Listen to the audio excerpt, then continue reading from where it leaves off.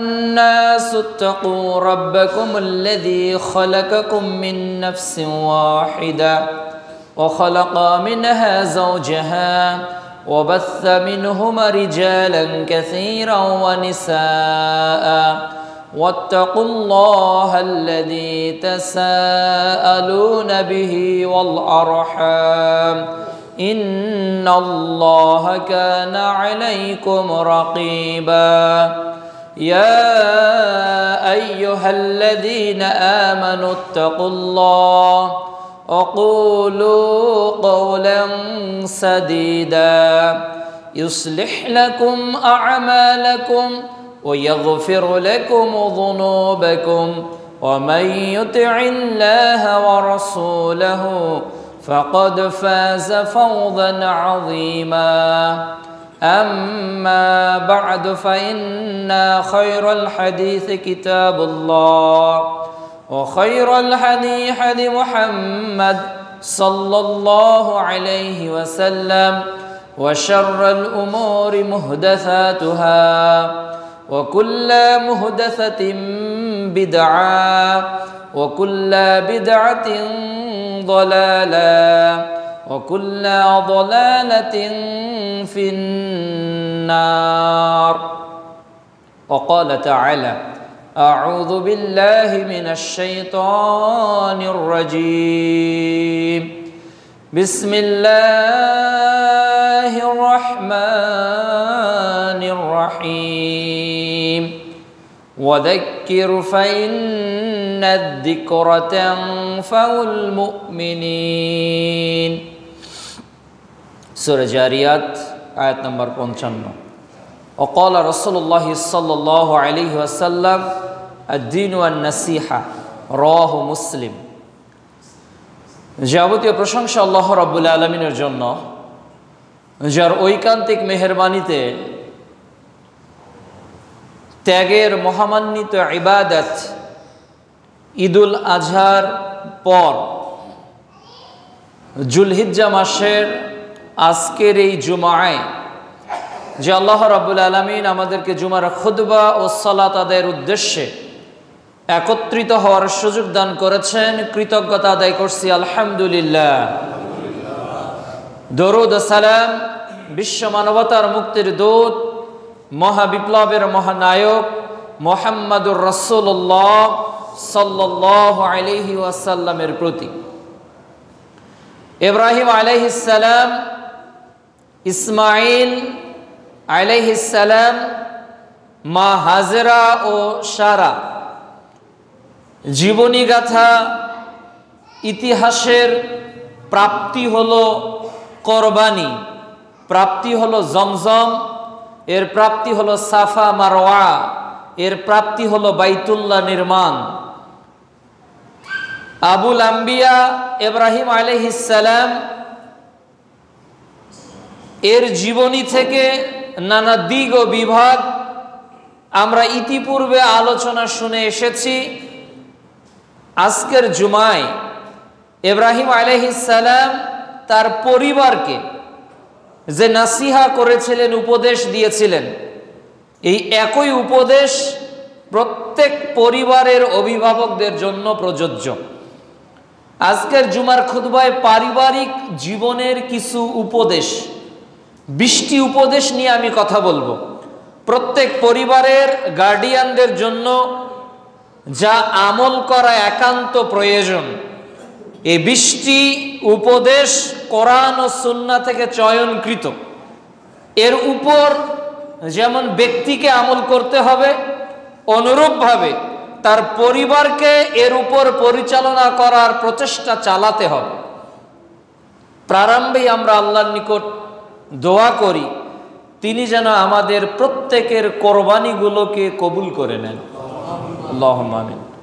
এবং ইব্রাহিম আলাইহিস সালামের ত্যাগের চেতনায় উদ্বুদ্ধ হয়ে আগামী জীবনটাকে ইব্রাহিম ও ইসমাঈল আলাইহিস সালামের চেতনায় গতিশীলময় করার আল্লাহ তৌফিক দান করেন, আল্লাহুম্মা আমিন। আল্লাহ রাব্বুল আলামিন বলছেন সূরা জারিয়াত অধ্যায় 51 আয়াত 55, ওয়াযাক্কির, যে তুমি উপদেশ দাও, অ্যাডভাইস দাও। ফাইন্নাদ যিকরা তানফাউল মুমিনিন, নিশ্চয়ই উপদেশ মুমিনদের উপকার করে। যারা মুমিন, উপদেশ তাদের কাজে লাগে।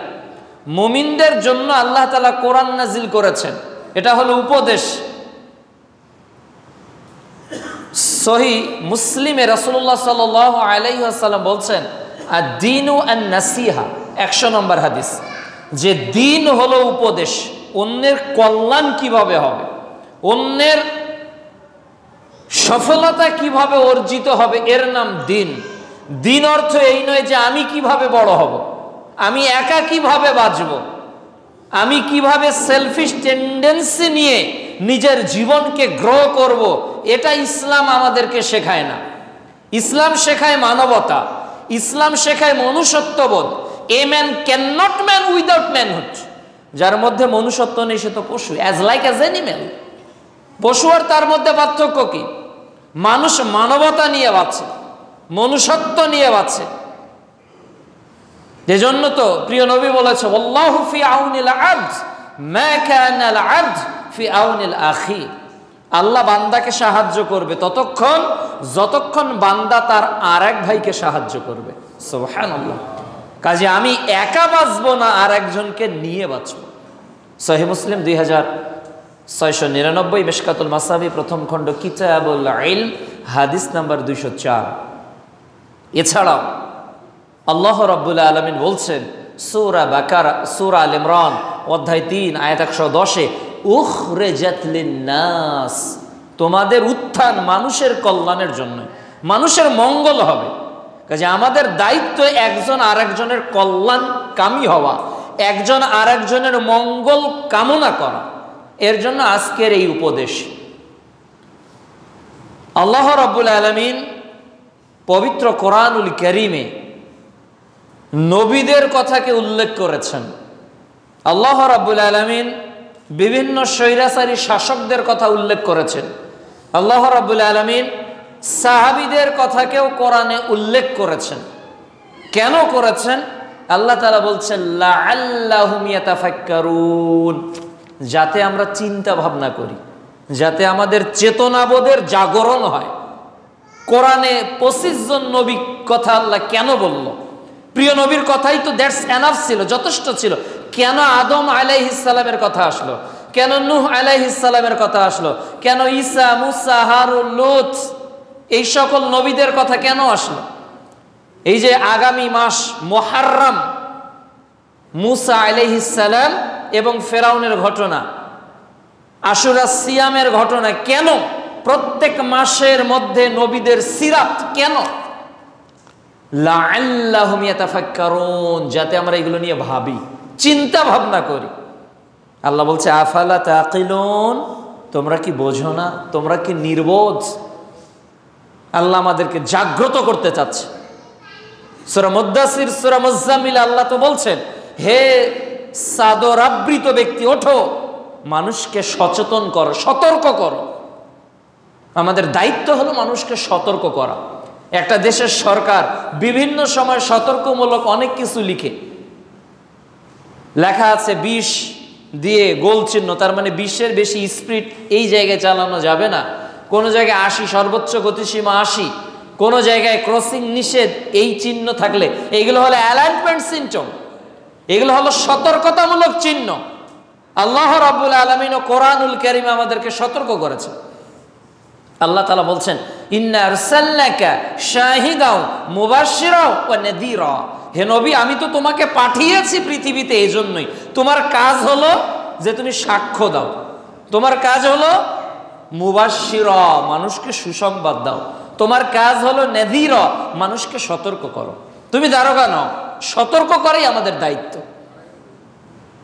সম্মানিত উপস্থিতি, প্রত্যেক পরিবারের জন্য যে 20টি আমল করা অত্যাবশ্যকীয়, একান্ত প্রয়োজন, এর মধ্যে 1 নাম্বার হলো প্রত্যেক পরিবারে একটা আদবকে এস্টাবলিশ করা, একান্তভাবে প্রত্যেক পরিবারে এটা দায়েম কায়েম করা।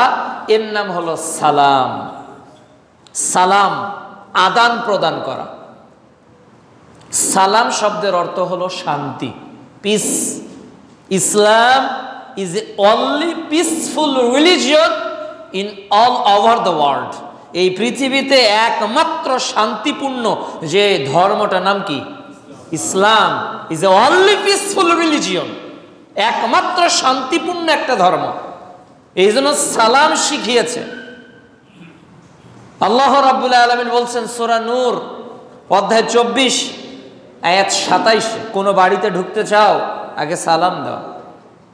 আগে অনুমতি নেওয়ার জন্য কি দিতে হবে? সালাম দিতে হবে। সহিহ বুখারীতে একটা অধ্যায় রচনা করা হয়েছে অনুমতি, মানে প্রার্থনা অনুমতি। রাসূলুল্লাহ সাল্লাল্লাহু আলাইহি ওয়াসাল্লাম বলছেন আফশুস সালামু বাইনাকুম। সহিহ মুসলিম মিশকাতুল মাসাবিতে এই হাদিসটি এসেছে 4431 নম্বর হাদিস, যে তোমরা সালামের ব্যাপক বিস্তৃতি ঘটাও। শুধু সালাম আর সালাম, ব্যাপক বিস্তৃতি ঘটাও। কিয়ামতের দিন আল্লাহ রাব্বুল আলামিন, সূরা ইয়াসিন খুলে দেখেন, আল্লাহ রাব্বুল আলামিন জান্নাতে জান্নাতি বান্দাদেরকে আল্লাহ স্বয়ং নিজে সালাম প্রদান করবেন। সুবহানাল্লাহ। শান্তি শান্তি শান্তি। আজকে তো আমাদের অ্যাপ্রোচ হলো গুড মর্নিং। আমরা তো বলি গুড নুন, good afternoon, good evening, good night. এই সব কিছুর ঊর্ধ্বে হলো আসসালামু আলাইকুম ওয়া রাহমাতুল্লাহ। এর চেয়ে শ্রেষ্ঠ কোনো বাক্য নেই। Tata, bye bye, good bye, এই অ্যাপ্রোচ মুসলমানদের নয়, এগুলো বেধর্মীদের কালচার, এগুলো অ্যাটিচিউড ইহুদি খ্রিস্টানদের। আর মুসলমানের কথার শুরুতেও সালাম, শেষেও সালাম, শুরুতেও শান্তি, শেষেও শান্তি। সুবহানাল্লাহ। এই জন্য প্রত্যেকটা পরিবারে যেটা করা দরকার এটা হলো সালাম। রাসূলুল্লাহ সাল্লাল্লাহু আলাইহি ওয়াসাল্লাম বলছেন, যদি একটা পাথরের আড়াল তোমরা হও, হয়ে একজন আরেকজনের দেখা হয় তো সালাম দিয়ে দাও। আবার আরেকটা পাথরের আড় হয়ে আবার দেখা হয়েছে, আবার সালাম দিয়ে দাও। এক ঘর থেকে আরেক ঘরে যাবেন, সালাম বিনিময় করবেন। সকালবেলা বাবার সঙ্গে দেখা হলো ছেলের, বাবা ছেলেকে আগে সালাম দিয়ে দিবে, ছেলে বাবাকে আগে সালাম দিবে, বাবাও ছেলেকে আগে সালাম দিবে। যে আগে সালাম দিবে তার তো বেশি নাকি। এই জন্য প্রত্যেক পরিবারের এক নাম্বার পালনীয় যে বিষয়, এর নাম হলো সালাম। রাসূল সাল্লাল্লাহু আলাইহি সাল্লাম বললেন, সবচেয়ে কৃপণ ওই ব্যক্তি যে সালাম দিতে কৃপণতা করে। এ হলো সবচেয়ে মেজারমেন্ট, একেবারে কৃপণ ব্যক্তি যে সালাম দিতে কৃপণতা করে। মুসলমানদের মুখে সবসময় থাকবে সালাম, কিন্তু আজকে সালামকে আমরা সালামিতে পরিণত করেছি, তাই না? সালামকে সালামিতে পরিণত করেছি। ঈদের দিন নাতি এসে দাদুকে সালাম দিচ্ছে, উদ্দেশ্য সালাম না টাকা? বলেন তো টাকা। তা সালামের বিকৃতি ঘটেনি? যে স্যার আপনাকে বস সালাম দিয়েছে, এই সালাম মানে ডাকা। এই সালামের অ্যাপ্রোচ কিসের? বস ডাকছে। সালামের ব্যবহার হওয়ার কথা ছিল কোথায় আর হচ্ছে কোথায়? আর সালামের যে অবস্থা, সালামাইকুম, সালাম আলাইকুম, কিভাবে যে আমরা এর প্রোনাউন্সিয়েশন করি এর কোনো হিসাব নেই। অথচ সালাম একটা ইসলামী পরিভাষা। সালাম আল্লাহ রাব্বুল আলামিনের দেওয়া একটা বিধান। সালাম রাসূলুল্লাহ সাল্লাল্লাহু আলাইহি সাল্লামের একটা আদর্শিক জীবনের বড় অংশ। সালাম মুমিনদের কথার শুরুর একটা সবচেয়ে বড় মাধ্যম। রাসূলুল্লাহ সাল্লাল্লাহু আলাইহি ওয়াসাল্লাম বলছেন, কেউ যদি সালাম ছাড়া তোমার সাথে কথা বলে, তুমি কথার উত্তরই দিও না। সালাম এত গুরুত্বপূর্ণ একটা ইবাদত, এত গুরুত্বপূর্ণ একটা আমল, অথচ আজকে আমাদের অধিকাংশ ফ্যামিলিতে সালামের কোনো চর্চা আছে না। আমাকে দেখতেছেন যে দিনাজপুর থেকে এসে রাস্তায় আসসালামু আলাইকুম হুজুর, ওস্তাদ জি কেমন আছেন, কখন আসলেন? এই যে আপনি আমাকে সালাম দিলেন, তার মানে কি দিনাজপুর থেকে এসেছি, আপনি আমার কল্যাণ চান, কিন্তু আপনার বাবা 60 বছর হয়ে গেছে, 50 বছর হয়ে গেছে, ছেলে বাপের কোনো কল্যাণ চায় না। বাপ ছেলের কোনো কল্যাণ চায় না। বাপ যদি ছেলের কল্যাণ চাইতো তাহলে বাপ ছেলেকে সালাম দিয়ে দিত। ছেলে যদি বাপের কল্যাণ চাইতো, ছেলে বাপকে সালাম দিয়ে দিত। স্বামী যদি স্ত্রীর কল্যাণ চাইতো, স্বামী স্ত্রীকে সালাম দিয়ে দিত। স্ত্রী যদি স্বামীর কল্যাণ চাইতো, স্ত্রী স্বামীকে সালাম দিয়ে দিত। প্রিয় উপস্থিতি, আমাদের উচিত হবে রাসূলুল্লাহ সাল্লাল্লাহু আলাইহি ওয়াসাল্লামের হাদিস যে আফশুস সালামু বাইনাকুম, তোমরা সালামের ব্যাপক প্রচলন ঘটাও। পারবো না ইনশাআল্লাহ? আজকে থেকে আমাদেরকে এই মেন্টালিটিটা গ্রো করতে হবে। বাড়িতে গিয়ে স্ত্রীর সঙ্গে যখনই দেখা হবে সালাম দিব, পারলে মুসাফা করবেন। যখন মানুষ সালাম দেওয়ার পর মুসাফা করে, হাতের সঙ্গে হাত মিলায়, প্রিয় নবী বলেছে দুই হাত পৃথক হওয়ার আগেই গুফিরা লাহু মা তাকাদ্দামা মিন যামবি, ওই লোকটা অতীতে যত ছোট সগীরা গুনাহ করেছে এই কেবল মুসাফা করার কারণে সব গুনাহ আল্লাহ মাফ করে দেয়। সুবহানাল্লাহ, কত সুবিধা, কত নেকির মাধ্যম। 2 নাম্বার, উত্তম ও সুন্দরভাবে কথা বলা।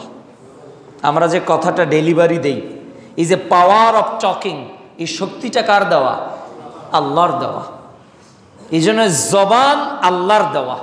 এই জবানটার মধ্যে নমনীয়তা, ভদ্রতাবোধ, একটা লিমিটেশন অনুযায়ী মুসলমান কথা বলবে। মুসলমান নিজে থেকে নিজের মতো করে কথা বলতে পারে না। মুসলমান কথা বলবে আল্লাহ যেভাবে কথা বলতে শিখিয়েছেন, এইভাবেই কথা বলতে হবে। সূরা আর রহমানে আল্লাহ তাআলা বলছেন আল্লামাহুল বায়ান, আমি মানুষকে কথা শিখিয়েছি। এই যে বলছি, এটা আল্লাহ শিখিয়েছে। কাজে জবান আছে এর অর্থ এই নয় আপনি যাকে ইচ্ছা গালি দিয়ে দিলেন। জবান আছে এর অর্থ এই নয় আপনি মানুষকে কটূক্তি করলেন। জবান আছে এর অর্থ এই নয় মানুষকে হেয় তুচ্ছ করে কথা বললেন। জবান আছে এর অর্থ এই নয় আপনি স্বেচ্ছাচারিতা করলেন। এই জবানের আমানত আল্লাহর কাছে আপনাকে দিতে হবে। প্রত্যেক কথার ফেরেশতারা লিপিবদ্ধ করছে। মানুষ এমন কোন কথা উচ্চারণ করে না যা ফেরেশতারা লিখে নেয় না।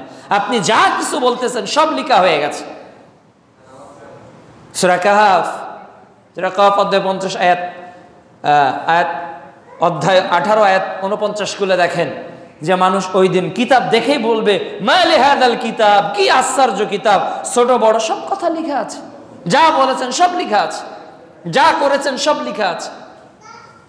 এই জন্য কথা কিভাবে বলতে হবে আল্লাহ রাব্বুল আলামিন আমাদেরকে শিখিয়েছেন। মূসা আলাইহিস সালামকে আল্লাহ ফেরাউনের নিকট পাঠাচ্ছেন। সূরা তোহা অধ্যায় 20 আয়াত 43 ও 44 আল্লাহ বলছে ইযহাব ইলা ফিরআউন, তুমি ফেরাউনের নিকট যাও। ইন্নাহু তাগা, সে সীমা অতিক্রম করেছে। ওয়াকুলু কাওলাল লাইয়িনা, আর তার সঙ্গে যখন তুমি কথা বলবে নরমভাবে বলো, সুন্দরভাবে বলো, তোমার কথাটা যাতে সুন্দর হয়। রাসূল সাল্লাল্লাহু আলাইহি ওয়াসাল্লাম তার স্ত্রী আয়েশা রাদিয়াল্লাহু তাআলা আনহাকে নিয়ে বসে আছে। হঠাৎ একজন আগন্ত ব্যক্তি রাসূলের দিকে আসলো। তখন প্রিয় নবী বললেন এই লোকটা হলো সবচেয়ে এইরকম সমাজে ফিতনা অমুক কিছু করে, ছড়িয়ে বেড়ায়। যখন প্রিয় নবীর কাছে চলে আসলো, তিনি স্ত্রী ঘরের মধ্যে প্রবেশ করলেন। তখন স্ত্রী লক্ষ্য করে দেখলেন যে প্রিয় নবী তার সঙ্গে অনেক সুন্দর করে কথা বলছে। তখন ওই লোকটা চলে যাওয়ার পর আয়েশা রাদিয়াল্লাহু তাআলা আনহা জিজ্ঞাসা করলেন ইয়া রাসূলুল্লাহ সাল্লাল্লাহু আলাইহি ওয়াসাল্লাম, এই লোকটা এত খারাপ, এরপরে এত সুন্দর করে কথা বললেন। তখন প্রিয় নবী বললেন যে ওই বান্দা তো সবচেয়ে খারাপ যার আচরণের কারণে মানুষ তার কাছ থেকে চলে যায়।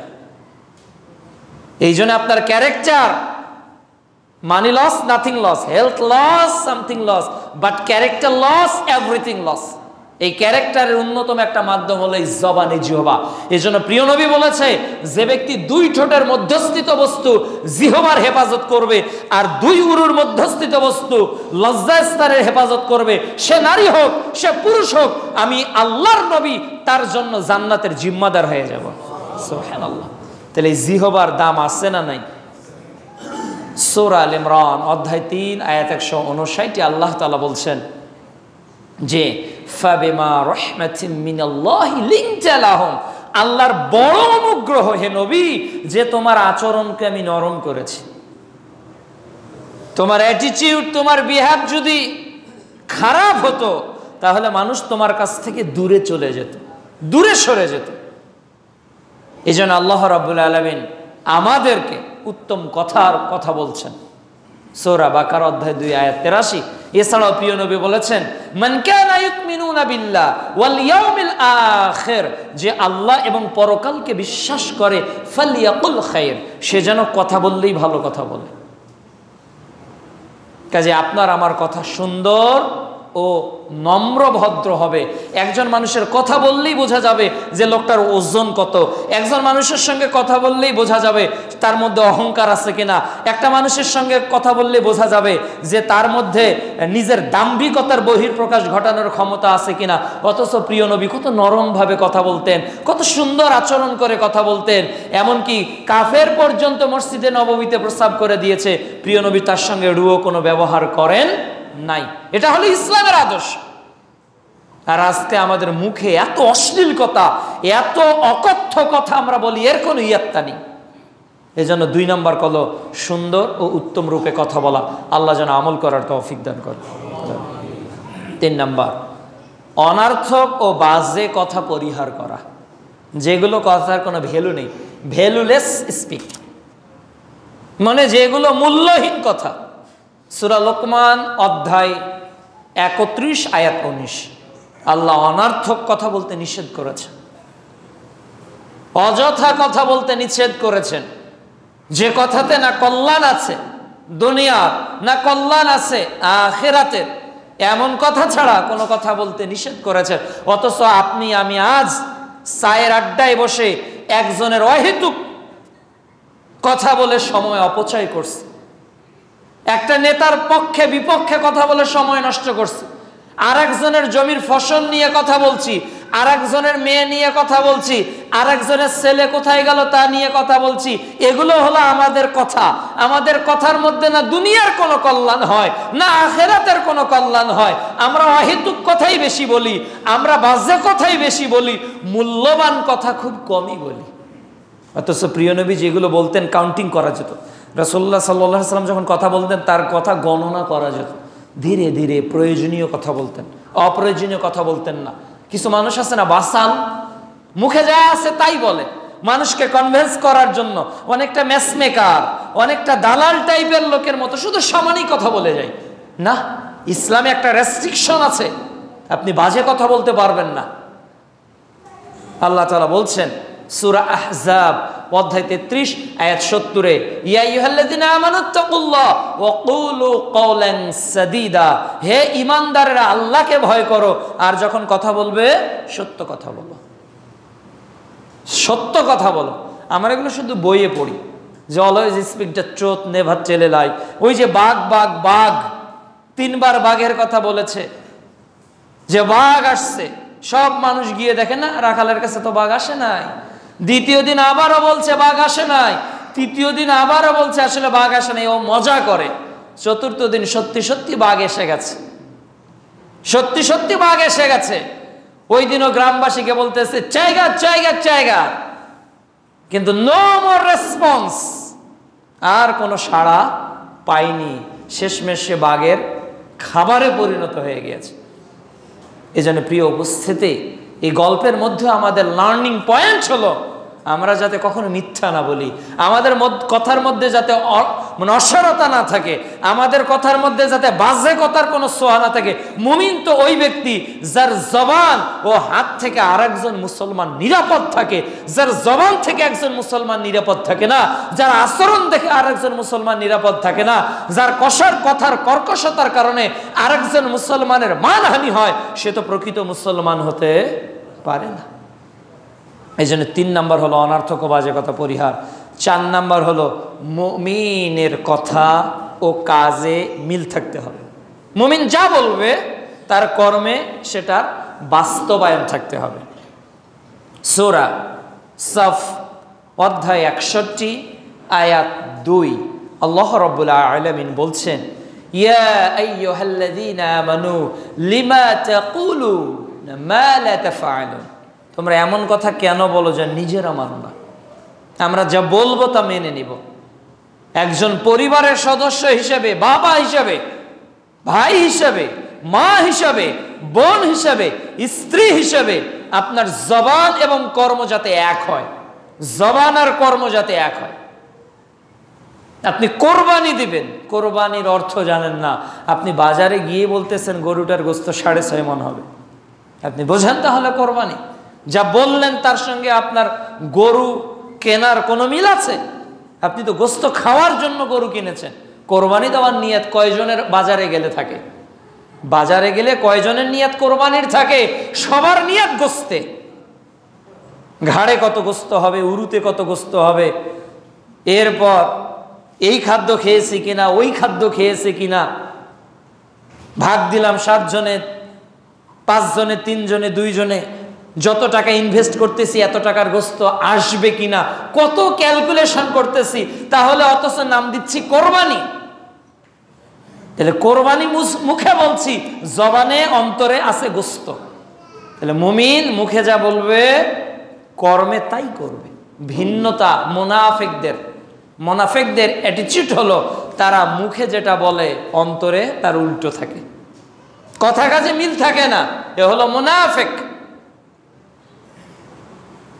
5 নাম্বার, মুসলিম মেয়েরা কখনোই পরপুরুষের সঙ্গে নরম ভাষায় কথা বলতে পারবে না। যাদের পরিবারে মেয়ে আছে খুব ভালো করে এই বিষয়টা মাথায় রাখবেন, খুব ভালো করে।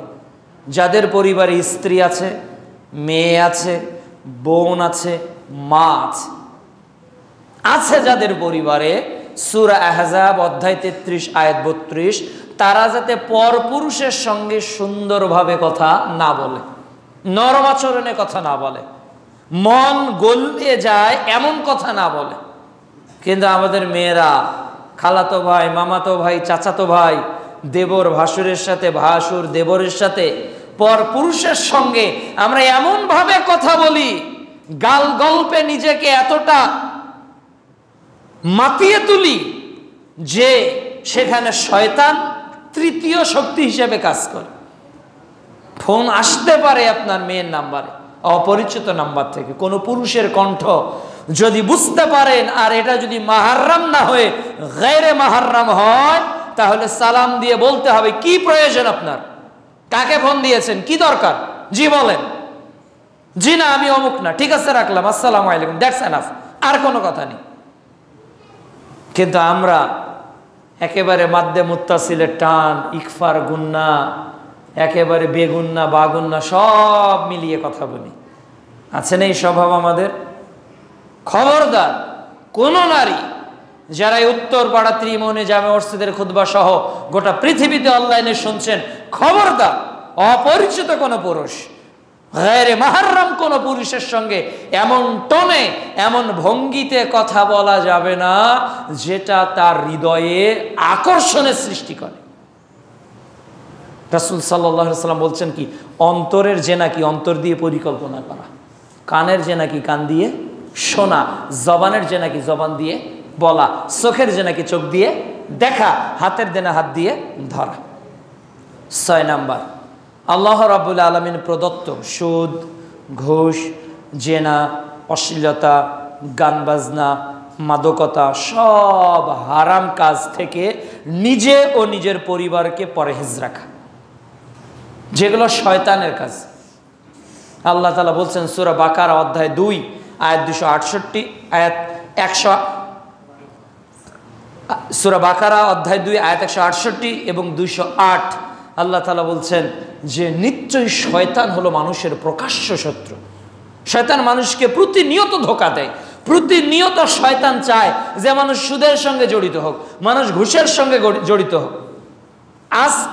আজকেই এই সকালবেলা একটু দেখতেছিলাম যে একজন আপনার সময় টিভিতে এটা করেছে যে একজন কর্মকর্তা, গভর্নমেন্ট কর্মকর্তা, ঘুষ নিয়ে লেনদেন হচ্ছে।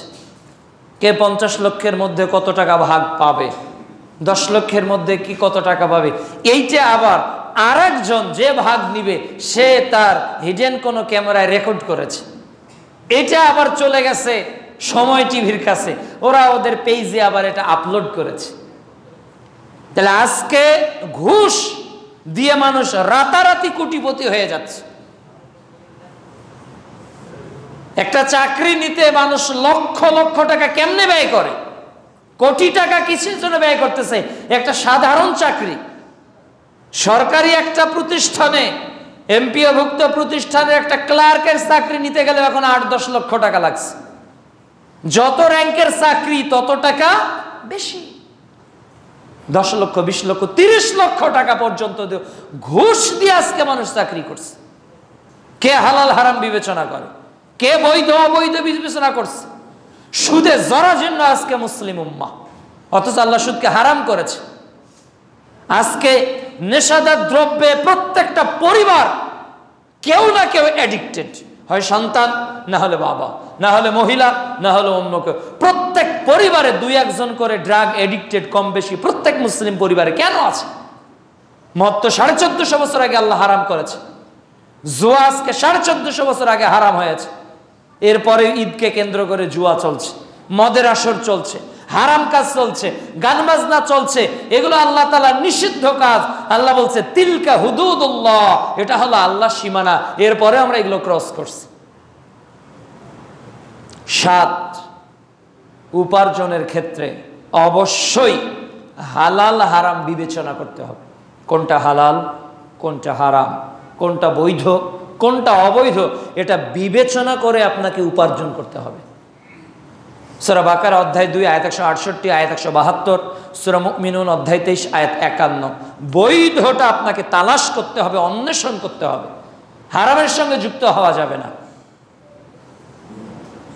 আল্লাহ রাব্বুল আলামিন বলবেন ও মালিহি মিন আইনা ইকতাসাবাহু, মাল কিভাবে উপার্জন করেছো। তিরমিজি 2416 নম্বর হাদিস। আল্লাহ আপনাকে জিজ্ঞাসা করবে ও মালিহি মিন আইনা ইকতাসাবাহু, টাকা এসেছে কোন সোর্স থেকে, আপনার ইনকামের সোর্স কি ছিল, কোন উৎস থেকে আপনার টাকা এসেছে। মার্কেটিং করে, দাপট দেখিয়ে, একজন আরেকজনের অর্থ সম্পদ জমি জমা আত্মসাৎ করে কিভাবে আপনার উপার্জন হয়েছে, কিভাবে হয়েছে, এটা আল্লাহ জিজ্ঞাসা করবে। এই জন্য প্রত্যেক ব্যক্তি ও পরিবারকে এই নাসিহা করছি যে অবশ্যই এবং অবশ্যই হালাল হারাম আপনাকে আমাকে বিবেচনা করেই চলতে হবে। সহিহ বুখারী ক্রয় বিক্রয় অধ্যায় হাদিস নাম্বার 2059, রাসূলুল্লাহ সাল্লাল্লাহু আলাইহি ওয়াসাল্লাম বলছেন লা ইয়াতি আলান নাস জামানুন, এমন একটা সময় চলে আসবে লা ইউবালি মারউ, মানুষ মা আখাযা মিনহু আমিনাল হালাল আমিন হারাম, মানুষ বিবেচনা করবে না হালাল হারাম কি। মানুষ উপার্জন করবে কিন্তু কেউই বিবেচনা করবে না যে এই টাকাটা আমার হালাল ভাবে আমি কি 5 লক্ষ টাকার মালিক হয়ে গেলাম না হারাম ভাবে হলাম। মানুষ আজকে বিবেচনা করতেছে না। টাকা পকেটে ঢুকলেই হয়ে গেল, টাকা ব্যাংকের অ্যাকাউন্টে আমার ঢুকলেই হয়ে গেল, কিন্তু মানুষ একবারও ভাবতেছে না আরে আমি মরে গেলে তো এই টাকার জবাব আল্লাহর সঙ্গে সঙ্গে সঙ্গে দিতে হবে, আমি মরে গেলেই তো এই টাকার শাস্তি আমাকেই পেতে হবে, আমার পরিবার এর দায়ভার নিবে না। যাদের জন্য আপনি হারাম উপার্জন করে রাতে রাতে আঙুল ফুলে কলা গাছ হয়ে গেলেন, ওয়াল্লাহি আল্লাহর কসম করে বলছি তারা আপনার পাপের দায়ভার কেউ নিবে না, কেউ নিবে না। কত বোকা, কত বোকা আমরা। স্ত্রীর জন্য খুশি করার জন্য লক্ষ লক্ষ টাকার গহনা নিচ্ছি হারাম ভাবে, অথচ এর জন্য স্ত্রী দায়বদ্ধ নয়, জবাব স্বামীকেই দিতে হবে। যে উপার্জন করবে তাকেই জবাব দিতে হবে। এজন্য 7 নম্বর উপদেশ হলো অবশ্যই হালাল হারাম বিবেচনা করেই আমাদের চলতে হবে। অনেকে হেলান দিয়ে আছেন মসজিদে, এই যে বাচ্চারা হেলান দিয়ে আছে, জি ওই যে আপনাদেরকে বলছি, জি জি আপনারা উত্তরমুখ হয়ে খুতবা শুনছেন, ওইদিকেও কেউ খুতবা দিচ্ছে নাকি? হ্যাঁ, আই কন্ট্যাক্ট করবেন আমার সাথে। 1 বছরেরও বেশি হলো আপনাদের এই মসজিদে আমি খুতবা দিচ্ছি। এই কথা আমি একদিন বলিনি, একাধিক দিন বলেছি যে হেলে আলোচনা শুনবেন না। আমি বলিনি যে এই দাগ নাম্বারটা আমার 62 রেকর্ড, খতিয়ানো আমার নয়, CSRS কলা পর্সা ঢাড্ডা একটাও আমার নয়। আমি যা বলছি তা বলেছেন মুহাম্মদুর রাসূলুল্লাহ সাল্লাল্লাহু আলাইহি ওয়াসাল্লাম। এই যে হাঁটুতে হাত দিয়ে আছেন মুরব্বী, যাবে না হাত দেওয়া, কথা তো আমার না, আপনার সঙ্গে আমার জমি নেই, আপনার বাড়ির সঙ্গে আমার বাড়ি না, আপনার সঙ্গে আমার আত্মীয়তার কোনো বনিবনাত যে হয়েছে বিষয়টাতে এমন নয়। আমি আপনাকে হাদিস বলছি কেন, ফাযাক্কির ফাইন্না যিকরা তানফাউল মুমিনিন, আমি স্মরণ করিয়ে দিচ্ছি। কেন স্মরণ করিয়ে দেওয়া আমাদের দায়িত্ব, এটা আমাদের দায়িত্ব। যদি মিম্বার থেকে খতিবরা স্মরণ না করে তাহলে ওই লোকটাকে সচেতন কে করবে? প্রাইমারিতে গিয়ে, স্কুলে, কলেজে, ইউনিভার্সিটিতে, মেডিকেলে, বুয়েট, চুয়েট, কুয়েট, রুয়েটে কে ওকে সচেতন করবে যে খুতবার সময় হেলান দেওয়া যায় না, খুতবার সময় উত্তর মুখ দক্ষিণ মুখ হয়ে খুতবা শোনা যায় না, খুতবার সময় মাথা নিচু করে খুতবা শোনা যায় না, খুতবার সময় তিন মাথা একত্রিত করে খুতবা শোনা যায় না। এটা তো পৃথিবীর কোনো বিশ্ববিদ্যালয় নেই। যে বিশ্ববিদ্যালয় সেটা হলো এই মসজিদের বিশ্ববিদ্যালয়, যেটা ঢাকা বিশ্ববিদ্যালয়ের চেয়ে বড়। এছাড়া এই হক কথাগুলো আর কোথাও নেই। এখান থেকে আপনাকে লার্নিং পয়েন্ট নিয়ে নিজের জীবনকে পরিবর্তন করতে হবে। এখন আপনি হাঁটুতে হাত দিয়ে আছেন, অসুবিধা হলে ভিন্ন কথা, লা ইউকাল্লিফুল্লাহু নাফসান। আপনি হেলান দিতেও পারেন, অনেকে যেমন উনি বসে আছে, কেউ চেয়ারে বসে, এগুলো বাধ্যবাধকতামূলক, সেটা ভিন্ন। তবে অনেক সময় শুনতে শুনতে হয়ে যায়, আনমনা হয়ে যায়। আমাদেরকে সব সময় সুন্নতের পাবন্দিগি করার প্রচেষ্টা করতে হবে। 8 নাম্বার হলো যে আপনার বাড়ি টিভি, কম্পিউটার, মোবাইলের গেম, কার্টুন এগুলো থেকে পরহেজ থাকতে হবে। নাটক, সিনেমা এগুলো থেকে বিরত থাকতে হবে। প্রত্যেক পরিবারকে এটা থেকে বিরত থাকতে হবে। এই জন্য তো বলতে চাই যে গরুর গলায় ছুরি চালানোর আগে ডিসলাইনের তারের উপর ছুরি চালানো, এটাই বেশি নাকি টাকনুর নিচে প্যান্টের উপর ছুরি চালানো। গরুর গলায়, ছাগলের গলায় বিসমিল্লাহি আল্লাহু আকবার বলে ছুরি চালানোর আগে কোথায় ছুরি চালাতে হবে? ডিসলাইনের গলায়। কোথায় ছুরি চালাতে হবে? টাকনুর নিচে প্যান্টের গলায় ছুরি চালাতে হবে। তাহলে বুঝবো যে আপনার চেতনা ইব্রাহিম আলাইহিস সালামের, আপনার চেতনা তার সন্তান ইসমাঈল আলাইহিস সালামের। এই জন্য পরিবারকে কার্টুন থেকে বিরত রাখতে হবে, বিরত রাখতে হবে। সন্তান ভাত খাচ্ছে না, একেবারে টম এন্ড জেরি, কি ডোরিমন অনেকগুলো আছে না, কার্টুন চালাই দিচ্ছে, সমানে দেখতেছে সন্তান। ছোট্ট বাচ্চা, দুধের বাচ্চা, এখনো দুধ খায়, বাবা মা দুজনই মোবাইলে কার্টুন দেখাচ্ছে। আর পুরো একেবারে দিনাজপুর থেকে ঢাকা পর্যন্ত আসতেছে পাশের সিটে, গতকালকে কেবিনে। ছোট্ট বাচ্চা, সর্বোচ্চ 6 থেকে 7 মাস হবে। এই 7-8 মাসের বাচ্চা কান্না করতেছে তো মোবাইল দিচ্ছে। তো যখনই বিভিন্ন গেম, বিভিন্ন কার্টুন আসতেছে, বাচ্চা ওইদিকেই নজর দিচ্ছে, কান্না বন্ধ করে দিচ্ছে। তো বাপ মার তো সহজ যন্ত্র, যখনই কান্না তখনই এই যন্ত্র। ধীরে ধীরে এই সন্তানটা কোন দিকে যাচ্ছে? ধীরে ধীরে আগামী প্রজন্ম কোন দিকে যাচ্ছে? আগামী প্রজন্ম পঙ্গু হয়ে বড় হবে, মানসিক প্রতিবন্ধী হয়ে বড় হচ্ছে তারা। যার কারণে তারা দেখবেন 10 জন বন্ধু ঈদের সময় একত্রিত বসে আড্ডা করত, এখন আর আড্ডা নেই। একই রুমে 6 জন বসে আছে, 6টা সোফাতে, কেউ কারোর সাথে কথা বলে না, প্রত্যেকে তার নিজের মোবাইলে চ্যাটিং করতেছে। আছে উত্তরপাড়া ত্রিমোহনীতে আর চ্যাটিং করতেছে আমেরিকার বন্ধুর সঙ্গে। পাশে যে তার বাবা, দাদা, খালা, খালু আছে, তাদের সঙ্গে তার আলোচনা নেই, তাদের সঙ্গে তার কথাবার্তা নেই। সে চ্যাটিং করতেছে সিঙ্গাপুরে, চ্যাটিং করতেছে আমেরিকাতে, চ্যাটিং করতেছে ঢাকা বিশ্ববিদ্যালয়ের বন্ধু বান্ধবীর সঙ্গে, আর সে বসে আছে একই পরিবারের 6 জন। আগামী প্রজন্ম ভয়াবহ রূপ ধারণ করবে, ভয়াবহতা ধারণ করবে আগামী প্রজন্মের জন্য। তারা এমন ভাবে মানসিক রোগ নিয়ে বড় হচ্ছে, এমন ভাবে সেলফিশ, একঘোরা হয়ে বড় হচ্ছে, এরা নিজেদেরকে ছাড়ার কাউকে চিনবে না। নিজের বাপকে পর্যন্ত হত্যা করতেছে না সন্তানরা। কেন? এইটা হলো ফেসবুকের রেজাল্ট, এটা হলো ইউটিউবের রেজাল্ট, এটা হলো ইনস্টাগ্রামের রেজাল্ট, এরা হলো মেসেঞ্জার, ইমো, এরপর মানে হোয়াটসঅ্যাপ, এই যে মানে অ্যাপসগুলো আছে, এগুলো এদেরকে নিজের একান্তভাবেই নিজের সময় কাটানোকে এরা একাধিক লোকের সময় কাটানোর চেয়ে বেশি ভালো মনে করে। অথচ প্রিয় নবী বলেছে, একা থাকলে শয়তান ধরে। একা থাকলে কে ধরবে? শয়তান ধরবে। 9 নাম্বার, প্রতিদিন 5 ওয়াক্ত সালাত আদায় করতে হবে। প্রত্যেক পরিবারে প্রতিদিন 5 ওয়াক্ত সালাত। আজকে জুমার দিনে এত মুসল্লি, কিন্তু 4:10 যখন জামাত হয় বা 15 বা 4:30 যখন জামাত হয়, তখন এই মুসল্লিগুলো কোত্থেকে আসে?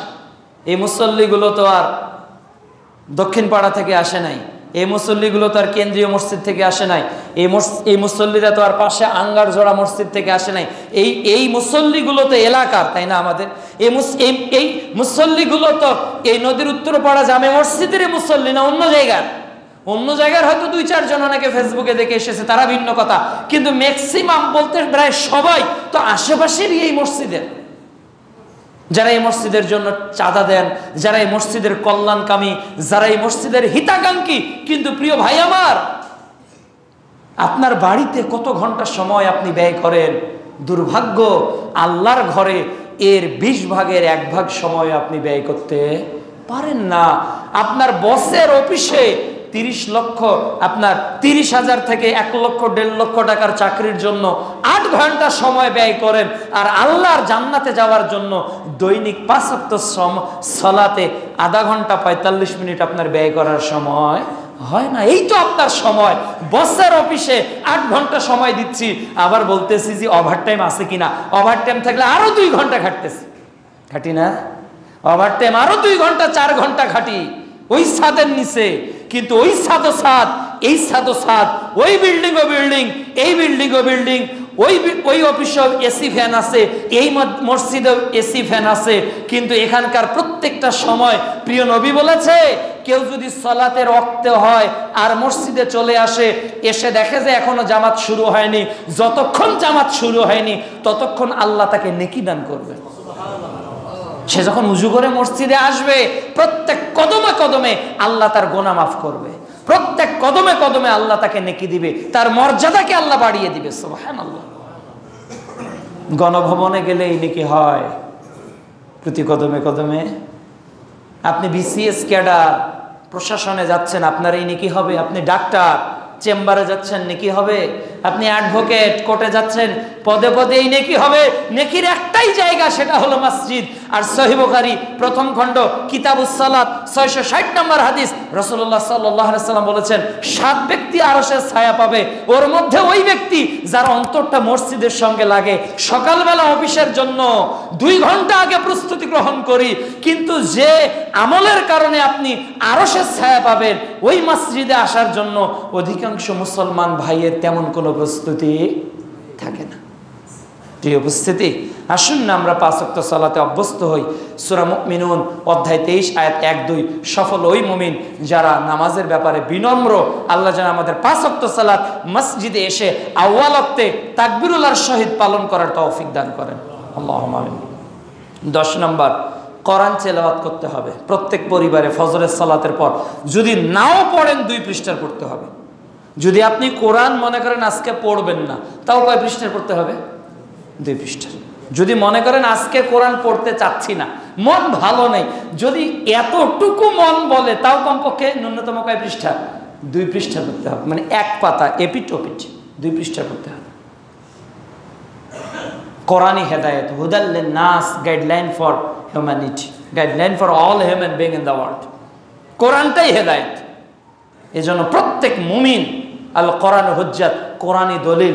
এজন্য প্রতিদিন প্রত্যেক পরিবারে ফজরের সালাত বাদানতে আগে কোরআন দিয়ে আপনার কাজ শুরু হবে। কোরআন আগে, এরপর ব্যবসা। কোরআন আগে, এরপর সকালের নাস্তা। কোরআন আগে, এরপর আপনার দৌড়াদৌড়ি। কোরআন আগে, এরপর আপনার লেখাপড়া। কোরআন আগে, এরপর আপনার ক্ষেত খামার। কোরআন আগে, এরপর মোবাইলের ডাটা অন। কোরআন আগে, এরপর অমুক তমুক। সবার আগে কর্ম শুরু হবে সালাতের পর কি দিয়ে? কোরআন দিয়ে। পারবো না ইনশাআল্লাহ? আল্লাহ তৌফিক দান করুন। 11 নম্বর, প্রতিদিন বিশ্ব নবীর কমপক্ষে 1 থেকে 2টি হাদিস জানার চেষ্টা করা। লাকাদ কানা লাকুম ফি রাসূলিল্লাহি উসওয়াতুন হাসানাহ। এরপর 12 নম্বর, প্রতিদিন আল্লাহর নিকট ইস্তেগফার পাঠ করা, ক্ষমা চাওয়া। পাপ মোচনের সবচেয়ে বড় মাধ্যম কি? তওবা। পাপ মোচনের সবচেয়ে বড় মাধ্যম হলো তওবা, ইস্তেগফার। আল্লাহ রাব্বুল আলামিন বলছেন যে হে আমার আব্দ, হে আমার দাস, জুলুম যারা করেছ, লা তাকনাতু মির রাহমাতিল্লাহ, আমার দয়া থেকে নিরাশ হইও না। ইন্নাল্লাহা ইয়াগফিরুয যুনুবা জামিআ, আমি তোমাদের অতীতের সব গুনাহ খাতাকে মাফ করে দেব। সুবহানাল্লাহ। সূরা জুমার অধ্যায় 39 আয়াত 53 আল্লাহ বলছেন। আল্লাহ এও বলছেন তুবু ইলাল্লাহ তাওবাতান নাসুহা। সূরা তাহরিম অধ্যায় 66 আয়াত 8, ভুল তো মানুষই করবে, আদম সন্তানেরই তো ভুল হবে। জেনা করে ফেলেছেন, মিথ্যা কথা বলে ফেলেছেন, কাউকে গালি দিয়ে ফেলেছেন, একটা অন্যায় হয়ে ফেলেছে, সালাত কাজা হয়ে গিয়েছে। আল্লাহর কাছে একটু বলুন, আল্লাহ অপরাধ হয়ে গেছে, তুমি ক্ষমা করো। তিনি তো রহমান, তিনি তো রাহিম, তার কাছে চাইতে দেরি হবে, তিনি ক্ষমা করতে দেরি করবেন না। প্রত্যেক রাতের শেষ ভাগে প্রথম আসমানে আসেন না আল্লাহ? কেন আসেন? ক্ষমা করার জন্য, ক্ষমা করার জন্য। ইল্লা মান তাবা ওয়া আমানা ওয়া আমিলা আমালান সালিহ ফাউলাইকা ইবাদুল্লাহু সাইয়্যাতিহিম হাসানা। সূরা ফুরকান অধ্যায় 25 আয়াত 70। কেউ যদি তওবা করে, তওবা, সে যত পাপ করেছে আল্লাহ তার পাপগুলোকে তওবার কারণে নেকিতে পরিণত করবে। সুবহানাল্লাহ। এইজন্য আমাদের তওবা করা উচিত। 100 জন হত্যা করেছে, আল্লাহ হত্যাকারীকে মাফ করেন নাই। জেনাকারী মহিলাকে আল্লাহ ক্ষমা করেন নাই। তওবা করলে আল্লাহ ক্ষমা করবে। এই জন্য প্রতিনিয়ত তওবা করতে হবে। আস্তাগফিরুল্লাহ আস্তাগফিরুল্লাহ আল্লাযী লা ইলাহা ইল্লা হুয়াল হাইয়ুল কাইয়্যুম ওয়া আতুবু ইলাইহি। এভাবে 13 নাম্বার, কবরের কথাকে স্মরণ করা। মৃত্যু হবে না আমাদের। তিরমিজি 2308 নাম্বার হাদিস। ওসমান গনি রাদিয়াল্লাহু তাআলা আনহু কবর দেখে কাঁদতেন, কবরকে তিনি স্মরণ করতেন। কোন এক কবরস্থান বিশাল বড় এরিয়া দিয়ে ঘেরা, গেটের একদিকে লেখা আছে অনেক বড় করে, হে পথিক দাঁড়াও, আমিও তোমার মতো একদিন ছিলাম। যে লোকটা আপনার এলাকার সর্বশেষ মারা গেছে, উনিও তো এই মসজিদে সালাত আদায় করতে আসতো, তাই তো না? বাজারে ওই লোকটাই তো একসঙ্গে চা খেয়েছি, মনে পড়ে যে সেদিন চা খেলাম, ওই যে লোকটার সঙ্গে গল্প করলাম, একই বাসে আমরা চলে মেড়া দিয়ে থেকে অমুক জায়গায় গেছি। আপনি বলেন না, বলেন না, এটা তো বলেন। ওই কবরবাসী আপনাকে বলছে, হে পথিক দাঁড়াও, আমিও একদিন তোমার মতো ছিলাম। কোনো একদিন অজানা গন্তব্যে সকলেই পাড়ি জমাবো। দুনিয়ার এই ক্ষণিক মোহ ছেড়ে সকল সম্পর্কের অবসান ঘটিয়ে চিরবিদায় নিতে হবে। ভূপৃষ্ঠ থেকে ভূগর্ভে চলে যেতে হবে। কি আছে দুনিয়াতে সেই দিন বুঝবো, যেই দিন আমি কবরে চলে যাব। হাত্তা যুরতুমুল মাকাবির, যতক্ষণ মানুষ কবরে উপনীত হয়নি ততক্ষণ সে বুঝতেছে না যে সে কিভাবে প্রতারিত হচ্ছে। এই জন্য কবরকে স্মরণ করুন, কবরটাকে একটু চিন্তা করুন, কবরটাকে একটু ভাবুন। ছোট্ট একটি ঘর, একটু জায়গা, যায় নামাজের যতটুকু জায়গা, ডানে বামে কাত হওয়া ঘোরার এমন কোনো সুযোগ নেই। কিসের লাইট, কিসের ফ্যান, কিসের এসি, কিসের খাবার, কিসের কোনো কিছুই নেই। ডান দিকের হাড় বাম দিকে, বাম দিকের হাড় ডান দিকে, এমনভাবে চাপ দিবে জিন ও ইনসান ছাড়া তার চিৎকার সবাই শুনতে পারবে। এর নাম কবর। পোকামাকড়ের ঘর, অন্ধকারের ঘর, বিচ্ছুর ঘর। এখানে শুধুমাত্র যারা কাফের, মুনাফিক, কপট বিশ্বাসী, তাদের শাস্তি আর শাস্তি। এই জন্য কবরই গর্ত, কবরই হলো জাহান্নামের একটা গর্ত। আল্লাহ রাব্বুল আলামিন যেন কবরের আযাব থেকে আমাদেরকে বাঁচান, আল্লাহুম্মা আমিন। 9 নম্বর, সাদাকা করতে হবে, দান করতে হবে, প্রতিনিয়ত দান করতে হবে। প্রতিদিন 10 টাকা ভেঙে নেবেন, 10 টাকা, 2 টাকা, 2 টাকা, 2 টাকা। ফজরে আসবেন 2 টাকা দিবেন, জহরে আসবেন 2 টাকা দিবেন। পারলে ফজরে একবার দান করবেন আর মাগরিবে একবার। কেন মাগরিবে দান করবেন? মাগরিবের সময় দিন কি হয়ে যায়? পরিবর্তন হয়ে যায়, তারিখ পরিবর্তন। আমরা খ্রিস্টান না যে 12টার সময় হবে, ওটা হোক তারিখ হোক, কিন্তু আরবি ক্যালেন্ডারে পরিবর্তন সূর্য অস্তের পর হয় না। এই জন্য মাগরিবের পর কিছু দান করার চেষ্টা করবেন, ফজরের পর কিছু দান করার চেষ্টা করবেন। তাহলে ওই দিন মৃত্যু হলে দানের উপর হবে। মাগরিবের পর দান করলেন, সকালের আগে মৃত্যু হয়ে যেতে পারে না? অনেকে ঘুমিয়েছে আর জাগেনি, শেষ ঘুম, শেষ ঘুম। মাগরিবের পর দান করলেন, আপনার মৃত্যুর আগেও তো দান করে গেলেন। সূরা মুনাফিকুন অধ্যায় 63 আয়াত 10-এ আল্লাহ রাব্বুল আলামিন বলছেন, এরপর পিতামাতার সাথে উত্তম আচরণ করতে হবে। ওয়াকাদা রাব্বুকা আল্লা তা'বুদু ইল্লা ইয়াহু ওয়া বিল ওয়ালিদাইনি ইহসানা, সূরা বনী ইসরাইল অধ্যায় 17 আয়াত 23 ও 24। পিতামাতা আপন, সবচেয়ে আপন। স্ত্রী পর হয়ে যেতে পারে আপনার, সন্তান দূরে চলে যাক, বাপ মাকে কখনো দূরে ঠেলে দিবেন না। সব দুনিয়া একদিকে চলে যাক, বাপ মাকে একদিকে রাখেন। দুনিয়া চলে যাক একদিকে, বাপ মা একদিকে। সবার আগে কে? বাবা মা, সবার আগে। ওরাই আপনার জান্নাত, ওরাই আপনার জাহান্নাম, ওরাই আপনার জান্নাত, ওরাই আপনার জাহান্নাম। বৃদ্ধ পেল পিতামাতা, আল্লাহর জান্নাত লুফে নিতে পারলো না, সে হলো হতভাগা। এরপর নিজে এবং নিজের পরিবারকে জাহান্নাম থেকে বাঁচার চেষ্টা করতে হবে। জাহান্নামে যাওয়ার কারণগুলো সম্পর্কে সচেতন করতে হবে। সূরা তাহরিম অধ্যায় 66 আয়াত 6, ইয়া আইয়ুহাল্লাযীনা আমানু কু আনফুসাকুম ওয়া আহলিকুম নারা। 17, নিজেদেরকে দায়িত্বশীল মনে করতে হবে। আমি দায়িত্বশীল, তাই না? আপনি দায়িত্বশীল। যে আমি দায়িত্বশীল, আমার দায়িত্বের অনুভূতির কারণে আমি গতকাল সকালবেলা বাসা থেকে বের হয়েছি। কেন? ট্রেন দুর্ঘটনা পড়তে পারি, গোলযোগ সৃষ্টি হতে পারে, লাইনচ্যুত হতে পারে, বিকল্পভাবে যাতে আসতে পারি। কেন? যেহেতু এখানে আমাকে আজকে দাঁড়াতে হবে। এটা দায়িত্ব নিয়ে আসা। আপনি দায়িত্ব নিয়ে আপনার মেয়ের বিবাহ দেন, আপনি দায়িত্ব নিয়ে আপনার ছেলের বাড়িটা করে দেন। অনুরূপভাবে রাসূলুল্লাহ সাল্লাল্লাহু আলাইহি ওয়াসাল্লাম বলছেন, সহিহ বুখারী 2554 নম্বর হাদিস, আলা কুল্লুকুম রাঈন ওয়া কুল্লুকুম মাসউলুন আন রাইয়াতি। তোমরা দায়িত্বশীল আর তোমাদের দায়িত্ব সম্পর্কে জিজ্ঞাসা করা হবে। প্রত্যেককেই তার নিজ নিজ দায়িত্ব সম্পর্কে কতটুকু ইসলাম মেনেছেন, কতটুকু পরিবারকে মানানোর চেষ্টা করেছেন, এ বিষয়ে জবাবদিহিতা কে নেবেন? আল্লাহ রাব্বুল আলামিন। 18 নম্বর, পরিবারকে মধ্যম পন্থা শিখাবেন। তারা যাতে চরমপন্থীর দিকে না যায়, তারা যাতে শৈথল্যতার দিকে না যায়। সূরা বাকারা অধ্যায় 2 আয়াত 143। আমরা হলাম উম্মতে ওয়াসাতা, আমরা হলাম মধ্যমপন্থী উম্মত। আমরা কঠোরও না, আবার মুরজিয়াদের মতো শৈথিল্যবাদীও না। এই মধ্যমপন্থী শিক্ষা দিতে হবে পরিবারকে। 19 নম্বর, দুনিয়া নয় আখিরাতকে প্রাধান্য দিতে হবে। বাল তুসিরুনাল হায়াতাদ দুনিয়া ওয়াল আখিরাতু খায়রু ওয়া আবকা। সূরা আ'লা পারা 30 অধ্যায় 87 আয়াত 16 ও 17। তোমরা দুনিয়ার জীবনকে প্রাধান্য দিচ্ছ, অথচ আখিরাত শ্রেষ্ঠ এবং স্থায়ী। প্রিয় নবী মুহাম্মদ সাল্লাল্লাহু আলাইহি ওয়াসাল্লাম বলছেন, সহিহ বুখারী 6416 নম্বর হাদিস, কুম ফিদ দুনিয়া কাআন্নাকা গরীবুন আও আ'বিরুস সাবিল।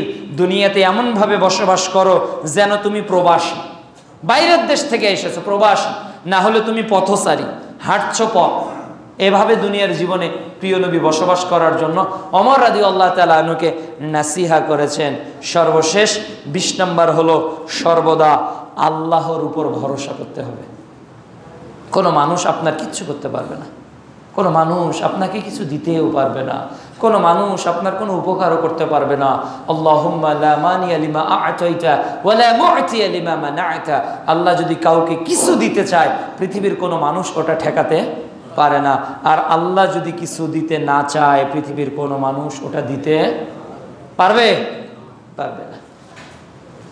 দেখুন, বর্তমানে বাংলাদেশে 25টি জেলায় ছড়িয়ে পড়েছে রাসেল বাইপার, তাই না? এই সাপ 25টি জেলায়, এমনকি ফরিদপুরে আওয়ামী লীগের সাধারণ সম্পাদক ঘোষণা পর্যন্ত দিয়েছে, যে ব্যক্তি রাসেল বাইপারকে মারতে পারবে তাকে 50,000 টাকা পুরস্কার দেওয়া হবে।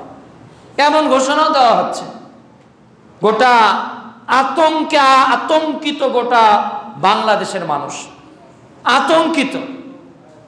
বিলুপ্ত প্রায় এ রাসেল বাইপারকে আবার বাংলাদেশের ব্যাপ্তিকে ঘটালো।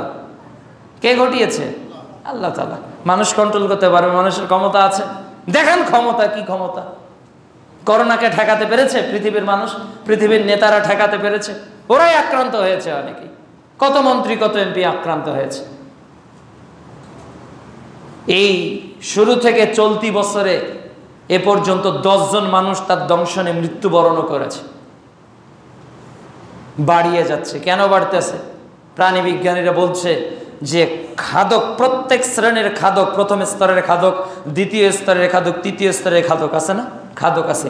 এক শ্রেণীর খাদক যদি মাঝখানে গ্যাপ হয়ে যায়, রাসেল বাইপারকে যে খাবে সে যদি না থাকে, তাহলে তার বংশ বিস্তারের একটা বড় কারণ হয়। আর আল্লাহ চাইলে সব কারণ ছাড়াই তিনি সবকিছু করতে পারে না? সব কারণ ছাড়াই সবকিছু করতে পারে। এই জন্য এটা আমাদের জন্য পরীক্ষা, এটা আমাদের জন্য সতর্ক। এই যে সামনে মুসা ফেরাউন, ব্যাং দেয়নি আল্লাহ, রক্ত দেয় নাই, হ্যাঁ, বিভিন্ন কিছু দেয়নি, বারবার পরীক্ষা করেছে। ফিরে এসো, আল্লাহমুখী হও, ফিরে এসো, আল্লাহমুখী হও। গোটা বাংলাদেশের মানুষকে আমরা বলতে চাই, শুধু এই রাসেল ভাইপারের এই আতঙ্ক নয়, এই সাপকে ভয় নয়। একটা সাপকে ভয় করে গোটা বাংলাদেশের মিডিয়া রাত দিন একটাই নিউজ, তাই না? পত্র পত্রিকা, অনলাইন, এরপর দংশালে কি দংশন দিলে কয় মিনিট পর কি করতে হবে, কিভাবে বুঝবেন এটা ওই সাপ, এটার করণীয় কি, এটার বংশ বিস্তার কোথায়, এটা কোথায় জন্ম নেয়, এটা কোথায় নিজেকে লুকিয়ে ফেলে, এই সব কিছু এখন উদ্ধার করতেছে মিডিয়ার কর্মী ভাইরা, সব উদ্ধার করতেছে না। লাভ কি? এক সাপকে ভয় পেয়ে 25টি জেলা আক্রান্ত, এক সাপকে মারতে পারলে 50,000 টাকার ঘোষণা দেওয়া হচ্ছে। তাহলে বোঝা যায় খালেক, যিনি মাখলুককে সৃষ্টি করেছে, একটা মাখলুককে যদি মানুষ এত ভয় পায়, তাহলে খালেককে কত ভয় পাওয়া উচিত ছিল, রবকে কত ভয় পাওয়া উচিত ছিল। বলতেছে গাম্বুজ পরে যাতে কৃষকেরা ধান কাটে, তাহলে কিছুটা শঙ্কামুক্ত, যাতে জিন্সের মোটা প্যান্ট পরে, তাহলে হয়তো সাপ দংশন দিলে ওটার বিষ সহজে শরীরে প্রবেশ করবে না। আমরাও দেখেছি করোনা ভাইরাসে যে নারী বেপরদায় চলেছে, করোনা ও নিজেকে বাঁচার জন্য পর্দা শুরু করেছে, তাই না? ও হাতে গ্লাভস পরেছে, ও মুখে মাস্ক পরেছে, মাথায় ক্যাপ পরেছে, করোনা চলে গেছে, বেপরদা করেছে। তাহলে বাংলাদেশের মানুষ আল্লাহর গজবকে ভয় করে, রবকে ভয় করে না। বারবার ফেরাউনের চরিত্রের অধিকারী আমরা। ফেরাউনকে আল্লাহ এত পরীক্ষা করেছে, যখন পরীক্ষা বিদায় নেয় তখন আমরা আগের জায়গায় চলে যাই। ভাইরাস চলে গেছে, আর নারীর মুখ ঢাকার দরকার নাই, হাত ঢাকার দরকার নাই, মাথা ঢাকার দরকার নাই। আবার করোনা আসবে, ও আবারও মুখ ঢাকবে, আবারও মাথা ঢাকবে, আবারও পা ঢাকবে। ঠিক এই রাসেল ভাইপার। এর জন্য এই রেস্ট্রিকশন, এই করো, ওই করো, সেই করো। আবার যখন এটা চলে যাবে তখন আগের মতো মুসলমান হয়ে যাবে। এজন্য মাখলুককে ভয় না করে ভয় করতে হবে কাকে? খালেককে, যিনি মাখলুকের স্রষ্টা, যিনি মাখলুকের স্রষ্টা। দোয়া বলতে পারেন, আউযু বিকালিমাতিল্লাহি তাম্মাতি মিন শাররি মা খালাক, আউযু বিকালিমাতিল্লাহি তাম্মাতি মিন শাররি মা খালাক, আউযু বিকালিমাতিল্লাহি তাম্মাতি মিন শাররি মা খালাক। এছাড়া আমাদের কিছু নেই। দংশনে যদি আল্লাহ লিখে রাখে মৃত্যু, যে ওই রাসেল ভাইপারের দংশনে আপনার মৃত্যু হবে, তো হবে। আর যদি না হয় তাহলে যত কিছুই প্রোটেক্ট করেন হবে না, যেভাবেই চলেন হবে না। সতর্ক থাকতে হবে, এটা সুন্নাহ। প্রিয় নবী বলেছে উট বেঁধে ভরসা করব নাকি উট ছেড়ে দিয়ে ভরসা করব? তখন নবী বলেছে আগে উট বাঁধো, এরপর আল্লাহর উপর ভরসা করো। কাজেই সম্মানিত উপস্থিতি, যে ভয় মুসলমানের কে আতঙ্কের কারণ এক সাপ, বলছে এ ডিম দিয়ে বাচ্চা দেয় না, এ সরাসরি বাচ্চা দেয়। অন্য সাপেরা তো 15, 20, 30টা দেয়, এ সর্বোচ্চ 80টা পর্যন্ত একবারে বাচ্চা দিতে পারে। এত বিষধর, 1 সেকেন্ডের 15 ভাগের 1 ভাগ সময়ের মধ্যে সে তার কাজ করে ফেলে। 1 সেকেন্ডকে 15 ভাগ করলে এর 1 ভাগ মানে 1 সেকেন্ড, ওটার আবার ন্যানো সেকেন্ড 15টা, ওই 15-র 1 অংশের মধ্যেই ও সবল দিতে পারবে। এত তীক্ষ্ণ, এত বিষধর। সম্মানিত উপস্থিতি, এই বিপদ বা এই মুসিবত আমাদের জন্য সতর্ক, আমাদের জন্য শিক্ষা, আমাদের জন্য এখানে অনেক ভাববার বিষয় আছে। যারা বিবেকবান, সচেতন, তারা বিষয়গুলো অনুধাবন করেন, ইতিহাসের সঙ্গে তারা মেলান। আর যারা বোঝেন না ইতিহাস, তারা নিজের মতো করে চলেন। আল্লাহ রাব্বুল আলামিন আমাদেরকে বিষয়গুলো অনুধাবন করার তৌফিক দান করুক। আল্লাহুম্মা তাসলিমা اللهم صل على محمد وعلى آل محمد كما صليت على إبراهيم وعلى آل إبراهيم إنك حميد مجيد اللهم بارك على محمد وعلى آل محمد كما باركت على إبراهيم وعلى آل إبراهيم إنك حميد مجيد ব্যক্তি ও পারিবারিক জীবনে যে 20টি উপদেশ কোরআন সুন্নাহ নিরিখে আমরা জানলাম, আল্লাহ তাআলা যেন ব্যক্তি এবং পরিবারের যত মানুষ এখানে উপস্থিত আছি এর উপর আমল করার তৌফিক দান করেন। আল্লাহ রাব্বুল আলামিন আমাদেরকে কোরআন সুন্নাহ নিরিখে আমাদের সার্বিক জীবন পরিচালনা করার তৌফিক দান করুন। আমাদের ঘুম থেকে উঠে নিয়ে ঘুমাতে যাওয়া পর্যন্ত 24 আওয়ার্স কোরআন সুন্নাহ অনুযায়ী ব্যক্তি, পরিবার, নিজের পারিবারিক জীবনের সকল সদস্যকে ইসলামমুখী তথা দুনিয়া নয় আখিরাতকে বেশি প্রাধান্য দিয়ে এগিয়ে চলার তৌফিক দান করুন। আল্লাহুম্মা আমিন। একজন নাম ছাড়া